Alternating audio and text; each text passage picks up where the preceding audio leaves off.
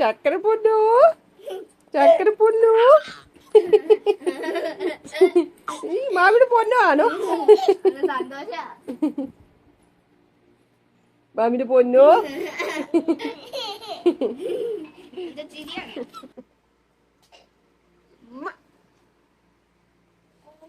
എടുത്തു എടുത്തു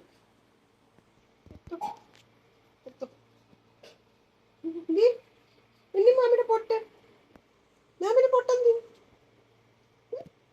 മാമിയുടെ പൊട്ട് വീട്ടിൽ വണ്ടി കൊണ്ട് ഇറങ്ങിയതാ.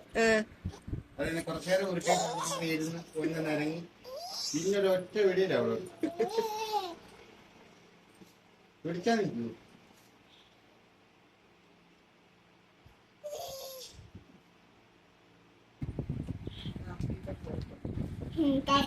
അമ്മക്കളുടെ പ്രിയങ്ങളെല്ലാം പേടിച്ചു പോയല്ലോ. അവനും അതെ ചിരി.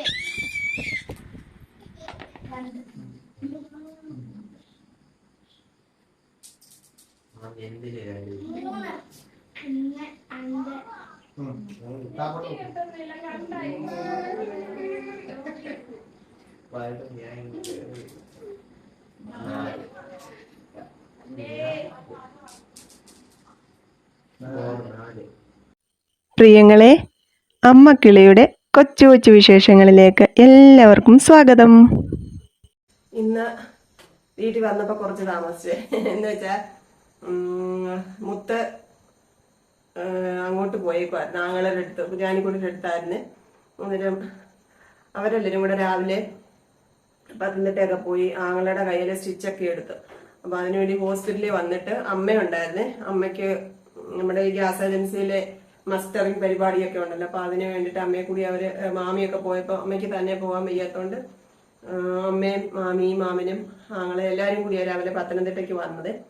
അപ്പൊ അവര് ഇതെല്ലാം കഴിഞ്ഞ് ഇവിടെ വന്ന് മുത്ത് ഇവിടെ ഉണ്ടായിരുന്നു. മുത്ത് രാവിലെ ഡ്രൈവിംഗ് ക്ലാസ് ഉണ്ടായിരുന്നു, അതിന് പോയിട്ട് ഇവിടെ ഉണ്ടായിരുന്നു. അപ്പൊ അവര് വന്ന് ഇവനെ വിളിച്ചോണ്ട് പോയി. ഞാൻ വൈകിട്ട് വന്നപ്പം വീട്ടിലുണ്ടായിരുന്നു, ജാനിക്കുട്ടിയുടെ അടുത്തുണ്ടായിരുന്നു. പിന്നെ ഞങ്ങൾ അവിടെ നിന്ന് കുറച്ചു നേരമൊക്കെ കാര്യം പറഞ്ഞിരുന്ന് ഇപ്പോഴാണ് വന്നത്. പിന്നെ മോനിക്കുട്ടനെ ഇവിടെ ഇല്ലാത്തതുകൊണ്ട് ഒരു അനക്കവും മേളവും ഒന്നും ഇല്ല. പിന്നെ ഇന്ന് നമ്മുടെ ഫാമിലിയിൽ നമ്മുടെ വീഡിയോസ് കാണുന്ന ഒരു കുട്ടിയെ കണ്ട്, ശ്രീകുട്ടി. അവൻ എന്നെ കണ്ടപ്പോ ഭയങ്കര സന്തോഷത്തോടു കൂടി വന്ന് സംസാരിച്ചു കേട്ടോ. ഒത്തിരി സ്നേഹവും സന്തോഷവും അറിയിക്കുവാണ്. പിന്നെ ഈ ഇലവന്തിട്ട എന്ന് പറയുന്ന സ്ഥലത്തുണ്ടല്ലോ ഒരുപാട് പേര് നമ്മുടെ വീഡിയോസ് കാണുന്നത്. അപ്പൊ ഇലവന്തിട്ടയെന്ന് ഒത്തിരി പേര് വന്ന് എന്നെ കാണാനും സംസാരിക്കുകയൊക്കെ ചെയ്തു. അപ്പൊ ശ്രീകുട്ടി അല്ലാതെ വേറൊരു ചേച്ചിയും വന്നായിരുന്നു. രാവിലെ മേടിക്കാൻ വന്നതാ. അപ്പം എന്നോട് പറഞ്ഞു വീഡിയോസ് ഒക്കെ കാണാറുണ്ടെന്നൊക്കെ പറഞ്ഞു കേട്ടോ.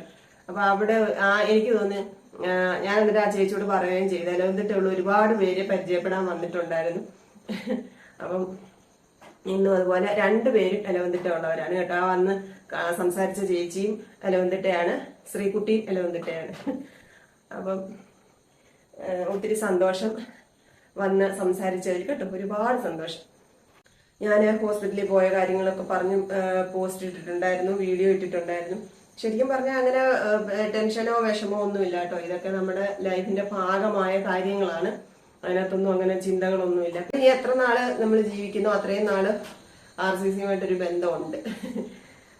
ഒറ്റ നിമിഷം കൊണ്ട് അണഞ്ഞു പോകാവുന്നതേ ഉള്ളൂ നമ്മളിലെ വെളിച്ചം. അപ്പം അത് മനസ്സിലാക്കാൻ വേണ്ടിയിട്ട് ഞാൻ പറഞ്ഞെന്നുള്ളൂ. അല്ലാതെ ഒരാളും RCCയുടെ പടി കടന്ന് പോകരുത്, അങ്ങനെയുള്ള സാഹചര്യം വരരുതേ എന്നാണ് പ്രാർത്ഥന കേട്ടോ. അപ്പൊ അങ്ങനെ ഞാൻ ഒരിക്കലും നെഗറ്റീവായിട്ടുള്ള കാര്യം പറഞ്ഞതല്ല, എല്ലാം പോസിറ്റീവായിട്ട് തന്നെ ചിന്തിക്കുക. അങ്ങനെ തന്നെയാണ് ഞാൻ പറയുന്നതും. നിങ്ങളിലേക്ക് അങ്ങനെ തന്നെ എത്തണമെന്ന് ആഗ്രഹമുള്ളത് കൊണ്ടാണ് ഞാൻ ഈ കാര്യം അങ്ങനെ പറഞ്ഞത് കേട്ടോ. അപ്പോ ഇന്ന് അടുക്കളയിൽ വലിയ പണികളൊന്നുമില്ല, കാരണം മോനിക്കുട്ടൻ ഇവിടെ ഇല്ലാത്തതുകൊണ്ട് ഒന്നും ഒരു ഉഷാറില്ല. മുത്തിന് ബ്രെഡ് മതിയെന്ന് പറഞ്ഞു. പിന്നെ എനിക്ക് ഇച്ചിരി ചോറ് ഏതാണ്ടൊക്കെ ഇരിപ്പുണ്ട്, ഞാനതൊക്കെ കഴിക്കാമെന്ന് വിചാരിച്ചു. പ്രത്യേകിച്ചൊന്നും വെക്കുന്നൊന്നുമില്ല. അപ്പോൾ മാമി പറഞ്ഞായിരുന്നു അവിടെ രാത്രി അത്താഴത്തിന് കഞ്ഞിയും പയറും ഒക്കെ കഴിച്ചിട്ട് പോവാന്ന് കേട്ടോ. നിന്നില്ല, ഇങ്ങ് പോരുന്നു. ഇന്ന് സൂപ്പർ മാർക്കറ്റിൽ നിന്ന് പാലും പിന്നെ ഒരു പാക്കറ്റ് ബ്രെഡും മാത്രമേ മേടിച്ചുള്ളൂ, വേറൊന്നും വാങ്ങിക്കാൻ നിന്നില്ല. അങ്ങനെയൊക്കെ ഇരിക്കുന്നു. ഇന്നലത്തെ യാത്രയുടെ ക്ഷീണം ഇന്ന് മൊത്തം ഉണ്ടായിരുന്നു. ഇനി നാളെ കൂടെ ആകുമ്പോൾ ഓക്കെ ആവും. അപ്പൊ നമുക്ക് അടുത്ത യാത്ര വരും ശനിയാഴ്ച. ശനിയാഴ്ച പോയി നമ്മള് MRI ചെയ്തിട്ട് ബാക്കി വിശേഷങ്ങളൊക്കെ പറയാട്ടോ. MRI ചെയ്യുന്നത് എനിക്ക് ആ മെഷീനകത്ത് കയറുന്നത് ഭയങ്കര ബുദ്ധിമുട്ടായിട്ട് വന്നിരിക്കുക. പേടി കൊണ്ടല്ല, എനിക്ക് ശ്വാസം മുട്ടുന്ന പോലെ തോന്നുന്നത്. ഭയങ്കര ബുദ്ധിമുട്ടാണ്. ആ മെഷീൻ മൊത്തം ക്ലോസ് ആവുന്നത് ഓർക്കുമ്പോൾ എനിക്കങ്ങ് വെപ്രാളം എടുക്കുന്ന പോലൊക്കെ തോന്നും. അതിനകത്ത് ഒന്നാമത് ഒരാൾ പോലും നമ്മുടെ അടുത്തില്ല, ഒറ്റയ്ക്കാണ്, ആ മെഷീനകത്താണ് എന്നുള്ള ചിന്ത കൊണ്ടായിരിക്കാം. അപ്പൊ അറിയില്ല എങ്ങനെയായി തീരുമെന്നൊന്നും, എനിക്ക് പറ്റുമോന്നും അറിയത്തില്ല. അപ്പം നോക്കാം അല്ലേ, എല്ലാം നമ്മൾ പരിശ്രമിച്ചല്ലേ പറ്റുള്ളൂ. അപ്പൊ ഞാൻ കുളിയും ജപമൊക്കെ കഴിച്ചിട്ട് വരാം. മഴ ആയതുകൊണ്ട് തന്നെ ഇപ്പൊ 2-3 ദിവസം കൊണ്ട് വെള്ളം ചൂടാക്കിയാണ് കുളിക്കുന്നത്. ഇന്നും വെള്ളം ചൂടാക്കാൻ പോവാണ് കുളിക്കാൻ വേണ്ടിയിട്ട്. പിന്നെ വേറെ വിശേഷങ്ങളൊന്നും ഇല്ല കേട്ടോ. ഇന്ന് വളരെ കുറച്ച് വിശേഷങ്ങളൊക്കെ ഉള്ളൂ. അടുക്കളയിലെ പണികളൊന്നും ഇല്ല, അത്താഴം വിളമ്പും കാണത്തില്ല മിക്കവാറും കേട്ടോ. വളരെ കുറച്ച് വിശേഷങ്ങളെ ഇന്നുള്ളൂ. അപ്പൊ ഞാൻ പോയി കുളിച്ചിട്ട് ഇപ്പൊ വരാം. ചക്ക ഉപ്പേരി വേണം. മോനുകുട്ടൻ അരിഞ്ഞു കൊടുത്ത് അമ്മ വറുത്ത ചക്ക ഉപ്പേരി കേട്ടോ. ഞാൻ ചുമ്മാ 2 കുറിക്കാനെടുത്ത. പിന്നെ ഫ്രിഡ്ജെല്ലാം ഒന്ന് ഇറക്കിയെന്ന് വെച്ചാല് ഞാൻ പറഞ്ഞില്ലേ, ഒരുപാട് നമ്മളിങ്ങനെ വെച്ചിരുന്നൊന്നും കഴിക്കുന്ന ശീലമില്ല. എന്നാൽ തന്നെ 2-3 ദിവസമൊക്കെ ഇരിക്കുമല്ലോ. അപ്പം നമ്മള് ഞാൻ രാത്രിയില് കുക്കറിനകത്ത് ബിരിയാണി വെച്ചെന്ന് പറഞ്ഞില്ലേ, കുക്കർ ബിരിയാണിയുടെ റെസിപ്പി ഞാൻ ഈ യൂട്യൂബിൽ നിന്ന് തന്നെ കണ്ട് ചെയ്ത് നോക്കിയതാട്ടോ. ആരൊക്കെയോ അതിനകത്ത് ഇട്ടിട്ടുണ്ട്, ഇത് ബിരിയാണി അല്ല, ഇത് ഇങ്ങനല്ല ബിരിയാണി, അങ്ങനെ എങ്ങനെയാന്നൊക്കെ. എന്തെന്നെ ആയാലും കുക്കർ ബിരിയാണി എന്നും പറഞ്ഞുള്ള ക്യാപ്ഷനിലാണ് ഞാൻ ആ വീഡിയോ കണ്ടത്. അത് തന്നെ ഞാൻ ചെയ്ത് നോക്കിയെന്ന് മാത്രമേ ഉള്ളൂ കേട്ടോ. അപ്പോൾ നമ്മൾ ഈ ചെറിയ 1-2 പേർക്കൊക്കെ കഴിക്കാൻ വേണ്ടിയിട്ട് ഈ ദം ബിരിയാണിയും അങ്ങനെയുള്ള വലിയ ആഡംബരത്തിലുള്ള ബിരിയാണി ഒന്നും ഉണ്ടാക്കണ്ടല്ലോ. ഇത് ബിരിയാണിയുടെ അതേ രുചിയോടെ നമുക്ക് കുറച്ച് ചെറിയ കുക്കറിനകത്ത് വെച്ച് കഴിക്കുന്നു എന്ന് മാത്രമല്ലേ ഉള്ളൂ. അപ്പം എന്തേലും ആയിക്കോട്ടെ, ഞാൻ എന്തായാലും കുക്കർ ബിരിയാണി എന്ന് തന്നെ അതിനെ പറയത്തുള്ളൂ. അപ്പൊ അതുണ്ടാക്കി നമ്മൾ രാത്രി കഴിച്ചു. ബാക്കി കുറച്ച് ചോറ് അധികം ഉണ്ടായിരുന്നു. ചിക്കൻ കഷ്ണങ്ങളൊന്നുമില്ല കേട്ടോ. ചോറ് അന്നേരം തന്നെ ഞാൻ എടുത്ത് ഫ്രിഡ്ജ് വെച്ചിട്ടുണ്ടായിരുന്നു. ഇന്നലെ നമ്മൾ എടുത്തില്ല, ഇന്നലെ ഞാൻ അല്ലാത്ത ചോറിലേ കഴിച്ചത്. അപ്പൊ ആ ചോറ് ഞാൻ എടുത്ത് വെച്ചിട്ടുണ്ട്. കഷ്ണമൊന്നും ഇല്ലെങ്കിലും ആ ചോറിന് നല്ല ടേസ്റ്റ് ഉണ്ട് കേട്ടോ. അപ്പോൾ ഞാൻ അത് കഴിക്കാമെന്ന് വിചാരിച്ചു. മുത്തിന് വേണേൽ കൊടുക്കാൻ, 2 പേർക്ക് കൂടുതൽ കഴിക്കാനുണ്ട് അതിനകത്ത്. അപ്പം അതെടുത്ത് ഇന്ന് നമുക്ക് അത്താഴം അതൊക്കെ കഴിക്കാം. പിന്നെ ഇച്ചിരി പഴം പച്ചടിയും ഒക്കെ ഉണ്ട്. പഴമല്ല, ഏത്തപ്പഴ പച്ചടിയൊക്കെ ഇരിപ്പുണ്ട്. അതൊക്കെ കുട്ടിയും കഴിക്കും. നമ്മൾ സാലഡ് കഴിക്കത്തില്ലേ അതിനകത്ത്, അതിന് പകരം ഏത്തപ്പഴ പച്ചടി. അങ്ങനെ അങ്ങ് ഇന്നത്തെ അങ്ങ് പോട്ടെ എന്ന് വിചാരിച്ചു.